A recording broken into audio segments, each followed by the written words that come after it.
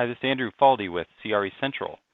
This interview with Joanne Stevens is a good look at her perspective on the mobile home park industry. This interview was conducted in October of 2012, and it does have a long-term view of the mobile home park industry and what to expect as far as opportunities and trends and how to navigate this market. Enjoy the interview. Yes. Hello, Andrew. My name is Joanne Stevens. I'm with NAI, Iowa Realty Commercial in Cedar Rapids, Iowa. We're a Berkshire Hathaway subsidiary, and my specialization is mobile home parks and manufactured home communities throughout the U.S. And the market is quite strong for that. I've got into this business because I developed a mobile home park, and I've owned parks, and so I decided to help other owners who might not know the value of their properties and make mistakes when they decided to sell because they just didn't know. But I think what we're seeing in what's happening and why mobile home parks are so popular is because they have a reputation of being not as hard to manage as, say, an apartment complex or a retail center or an office building. That the general conventional wisdom is that maybe the tenants move, but the homes stay there. Okay. And that is somewhat true. We have seen some changes in the industry in the sense that the mobile home park business went through its own subprime debacle about 12 years ago, where our consumer financing imploded for much the same reasons as it did for the subprime residential market. Mm-hmm. So a lot of people, when our consumer financing went away, that was at the same time that the financing for site-built homes was opening up, and a lot of people moved out of mobile homes and mobile home parks to buy a site-built house because the financing was so available and easy to get. Right. And so, I'm seeing landlords be very tentative about raising rents. There's two tiers. For the portfolio owners or the REITs, they have no qualms about raising rents quite aggressively, 5 to 10% a year. For the mom and pop owners who either who live in the town where the properties are located, they are not nearly as aggressive. Their rent increases are usually $5 to $15 a year because they see their tenants at the grocery store or on the property, and they're just not. They don't like confrontation. Yes. And so as a consequence, we sometimes have properties that aren't worth nearly what they ought to be because the owners are so reluctant to raise the rent. Mm-hmm. And then the opportunity becomes for somebody that would be willing to do that. If they can look beyond what the current income is, they can look at what they would be able to get and try to calculate the upside of that income potential. That is correct.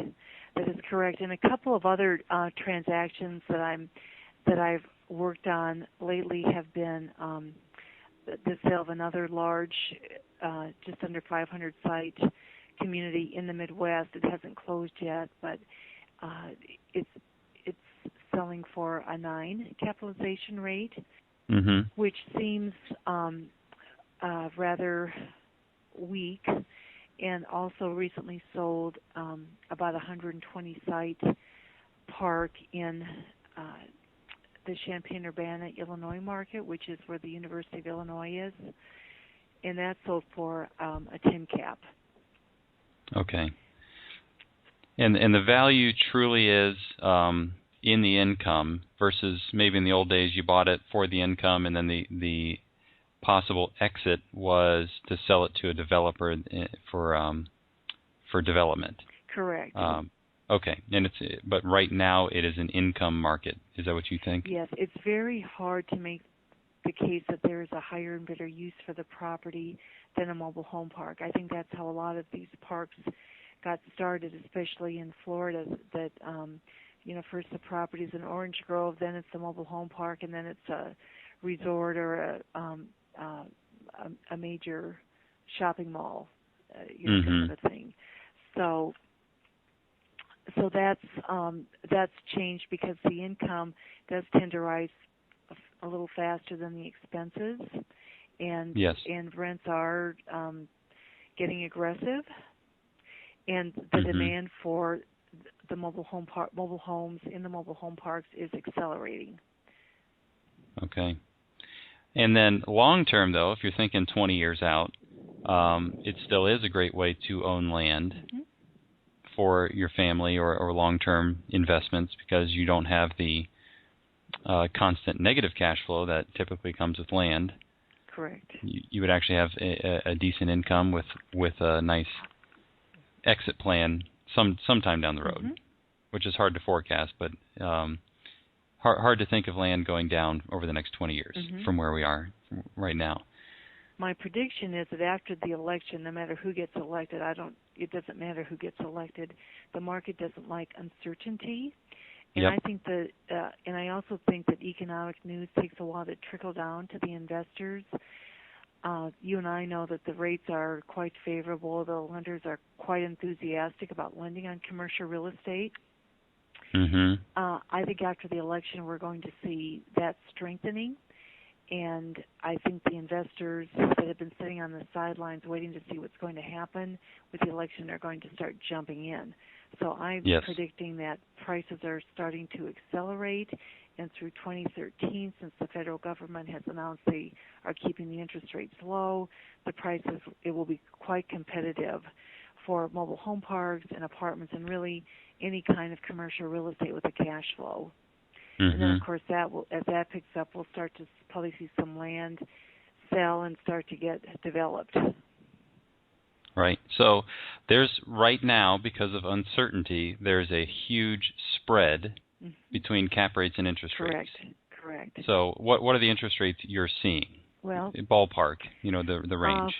3.78 to 4.8. So just under 4 to just under 5. And then you told me the cap rates are between 9 and 10. Right. So that's the leverage potential of that is huge. Plus, you're telling me that rents are artificially low as a kind of a norm in the mobile home park industry. So there should be upside in the rent potential, upside long-term in the land value, and currently a huge spread in what you can borrow versus what you can net each year. So seems like a pretty good industry to be looking at, especially compared to the bond market right now, where with interest rates at all-time lows, people are looking at 30-year bonds, possibly a 30-year land play as a mobile home park. Sounds like a pretty good investment idea. Right. I think that's absolutely right. If you'd like to contact Joanne Stevens for more information about the mobile home park investment industry, you can visit her website at joannemstevens.com or call her office at area code 319-378-6786.